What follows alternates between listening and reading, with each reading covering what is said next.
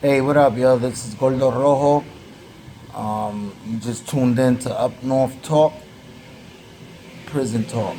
Um, so this story's about mistaken identity while being in prison.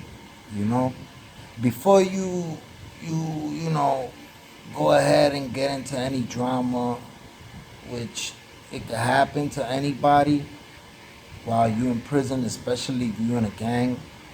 I did almost 11 years and I've been through my fair share of drama and serious stuff where, I done been to the box for fucking 2, 3 years at a time. And, there's things that could happen where you could avoid if you know, use a tactic that we all have, a tool that we all have, which is communication. If you communicate more with your fellow convict, you might be able to stay away from certain beefs, certain dramas. Damn, my head is all full of white shit. Word, god damn. So this story's about two people who ended up getting into drama and in the long run ended up not even being what they thought it was. So this happened in Clinton. I was in Clinton and I was in the west side. For those who've been to Clinton, you know that you got the east side, you got the west side. You also have IPPU, which is where Tupac served his time and all that. But that's different. That's like for basically a lot of people who can live in the jail are in that spot because you got a lot of snitches in there. You got a lot of fucking uh, rapos. You got high profile cases. Celebrities and shit like that. That's where they'll end up going, which is in you could see them from the yard. When you in the yard, you could dead ass just see the motherfuckers when they go into the bathhouse and all that. Clinton it's a good spot for those people who are doing a lot of time. Like I could say that's one of the better spots, cause you even got stoves in the yard and all that. You could cook. You got pots and pans just like the street, so you could get your family to bring you packages. You only could get two packages a year. I don't know if they still doing it, but you get two packages a year at the time because you got TVs. So any spot, any jail that has TVs can only get two packages a year. Um, Jails like Auburn and let me see what else. What other spot? Any jail who doesn't have TV, any max who doesn't have a TV could get 35 pounds a month. But if you got a TV like Elmira, Attica, Clinton, Comstock, those spots, you can only get 35 pounds twice a year unless you order from a vendor. Anyway, let me not get off the story. So these two dudes, I'm on the west side, right?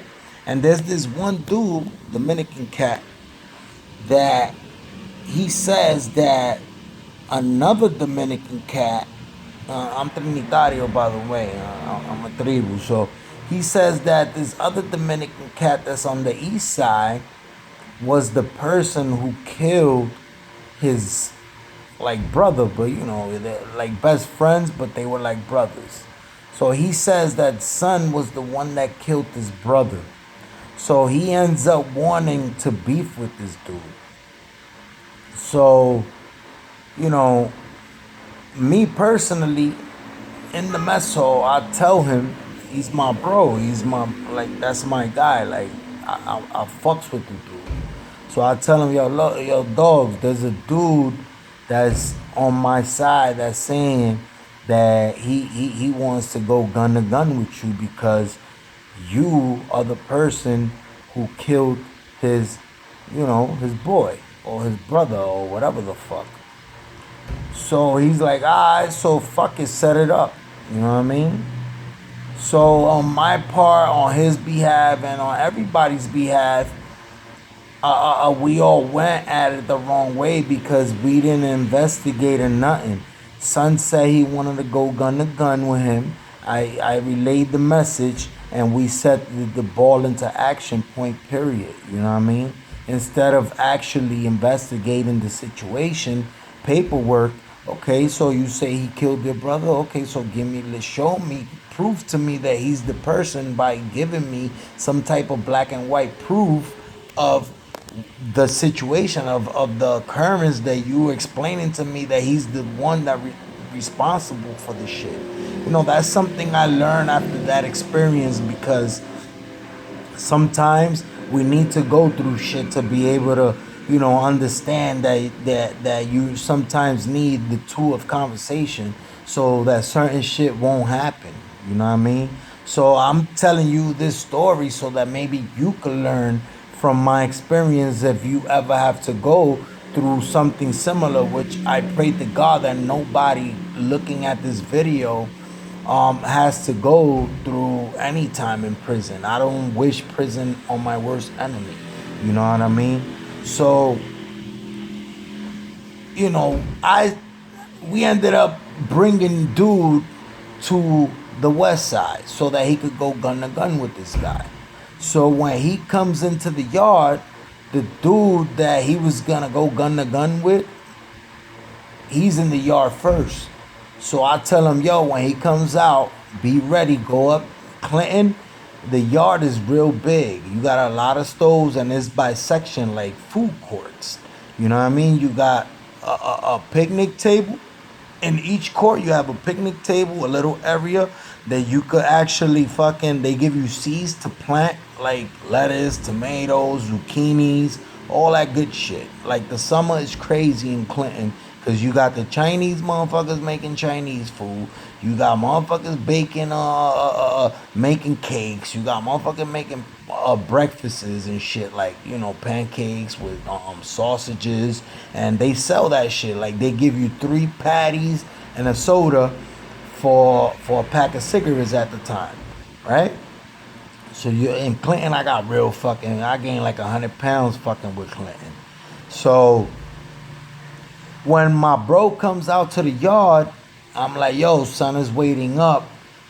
Oh, I was trying to tell you about how the Clinton yard is. So it's mad different courts and there's levels. You know what I mean? So you got the bottom level and they got wild courts on it, right? Like mad courts back to back. And each got a section. It's separated by wood. You know what I mean? So it's like a square and it's 6 men to each court. You know what I mean? So now there's another level, same shit. You go up a middle staircase. There's 3 staircases to go up. You know what I mean? And you got 4 levels. At the end of the levels, on the 4th level, you got the handball court, basketball court. Back in the days, from, you know, what the old timers used to tell me back when I was over there in 2007, that Clinton, you was able to ski because they got like a ski slope type shit, so you was able to like actually get skis. Clinton is the only jail where you could literally go and get a hammer, you know, and fucking have a hammer out in the yard, so you could actually grab a hammer and fucking stick that shit in somebody's head. You know what I mean? So now when he comes out, I'm like, yo, bro, this nigga's already up there, ready to go and get that shit popping. So it was me, him, and another one of my boys, Cuban dude. So we go to the court 116, if I remember correctly. We go to court 116. I dig out the fucking Bonecrusher. You know what I mean? This piece of metal, that shit was like 12 inches. You know what I mean? Nice fucking point on it. That shit was sticking right through. So we go up the middle to the 3rd level, and as soon as they see each other, son is waiting for him, and he's like, yo, that's such and such. I'm like, yeah, that's him, and son's like, yo, that's him. All right, boom. So they just went at it. Ming, mang, moo. Like literally, when I tell you that I've even gun to gun with a person, but you never want to get hit. That's the whole situation. You do not want to get hit. So you fight from a distance. You basically fighting not scared, but you on point because you don't want to get hit. Nobody. I don't give a fuck one man. You do not want to get hit. I never seen something happen where there was two men fighting with each other with so much hatred and they never even seen each other ever in real life. They don't even know each other. They don't. All they think is that, oh, this nigga wants to kill me because I killed one of his people, so now I gotta go all out because this motherfucker's gonna want to kill me, so I'm gonna have to kill him. So they went gun to gun to the point where they was like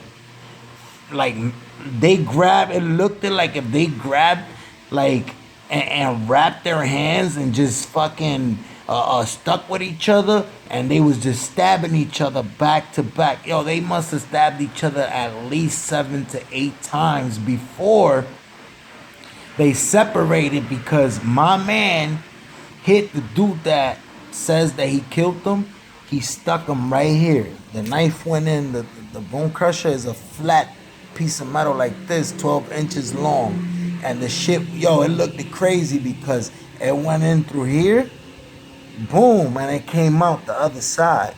So at the moment when it happened, I actually thought the shit went into his brain and came out the other side. That's what it looked like. It looked like if you wasn't there, that shit, like, it's almost unbelievable. The shit went into his head through here, came out through here. And son just ran off. And me and my bro started walking off. He had a red hoodie on, so police in the tower started, calling for him. Yo, you in the red hoodie. The whole yard just straight up paused because everybody was looking at the two motherfuckers going gun to gun. So now we walking. It's me, the Cuban dude, and son walking. Like, everybody's paused in the yard. We the only motherfuckers walking. So police called out to son, yo, you. Now, mind you, he gets stuck in the neck, so he's bleeding out of everywhere. So I'm like, yo, clean yourself right there and shit. So now we go. There's water in the yard, like fucking like water hoses type shit. So he goes up there and with a washcloth, and he started cleaning it off until police got to him. Me and the Cuban dude kept walking because we don't want to go down for that shit. You know what I mean?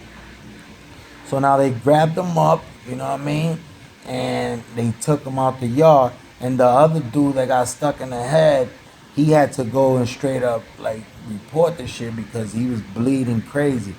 But from the Latin Kings, the shit for the gun that was my gun fell into the Latin King court, which they had to give it back to me.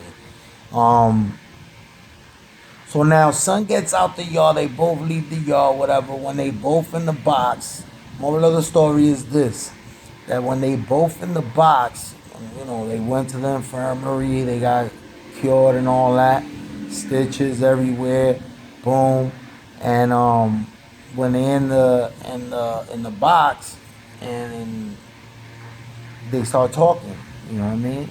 And ends up being that son, my bro, had the same name, same exact fucking name as the dude that killed the nigga's brother. You know what I mean? So it was all a mistaken identity. He never saw a picture of him. He just knew the name. So once he saw, because in Clinton, when you involved and when you got beef and shit like that, the sheet with the new transfers, you always get that sheet because you want to see if one of your enemies is coming into the jail, so that if you need to pop off, you're going to do what you got to do. You don't want nobody harming you. Like my father always told me, before somebody kills you, kill them. Fuck it if you got to do the rest of your life in jail. Just make sure you come home to us alive. We don't want you to get home in a fucking in a box. You know what I mean? So I always had that in mind, and I always, when you in a gang, you get into a lot of bullshit. So I always try to, be careful, and I also try to be on point at all times. So, when he saw that sheet, that draft sheet with that name in it, he thought it was the nigga that killed his brother, and it wasn't him. It was completely another person, like totally mistaken identity. So, what I'm trying to say is that before you even, if you are in a situation like that, try not to jump the gun and try to investigate, because you yourself might have killed a lot of people or whatever, but that person that he's talking about might not be one of the people you killed. Even if you are somebody that's a fucking murderer, you know what I mean? Or even if you are or fuck around, you never even kill nobody, and you like, yo, what the fuck is he talking about? Like, you feel what I'm saying? So just what I'm trying to say is, use the tools that God gave to us, which is conversation, and use all your fucking knowledge of life. You know what I mean? Hopefully nobody has to go through a experience like that, but it's something that could happen to anybody. To anybody. Like, it could have happened to anybody. It could have happened to me. It could have happened to the Cuban guy. It happened to my bro. You know what I mean?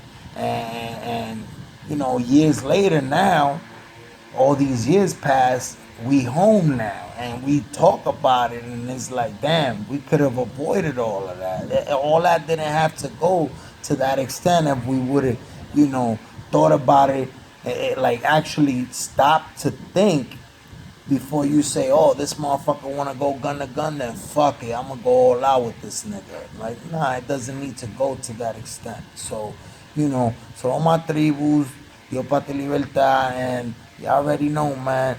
Let's keep it a buck. Let's keep it humble. Stay away from trouble, and work for what you want, man. You don't need to commit crimes. You don't need to commit any bullshit to be able to get what you want, and you don't need to prove shit to nobody. You know what I mean? So, come on, man. For all y'all lifers out there, shout out, man. To all y'all motherfuckers that's in there still, man. New York prison system. Gordo Roll sends y'all the love over there, because a lot of motherfuckers that I know still doing life, and they never gonna get a chance to come home. So me being home, been home 7 years, I'm using this opportunity to be able to stay home and not be a statistic and go back in just because I've been in jail before. So y'all already know, man. Leave a like, subscribe to the channel, Up North Talk, and y'all already know, man. Show love. Gordo Roll on this side, man. Peace.